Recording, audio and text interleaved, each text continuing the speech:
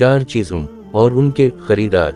हजरत ईसा अलैहिस्सलाम की मुलाकात इब्लीस से हुई। वो 4 गधों को हानक रहा था। उन गधों पर सामान लदा हुआ था।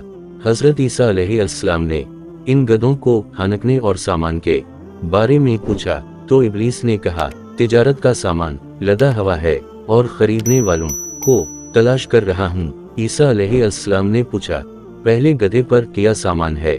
इब्लीस ने कहा, जुल्म। पूछा, कौन खरीदेगा? कहने लगा, बादशाह।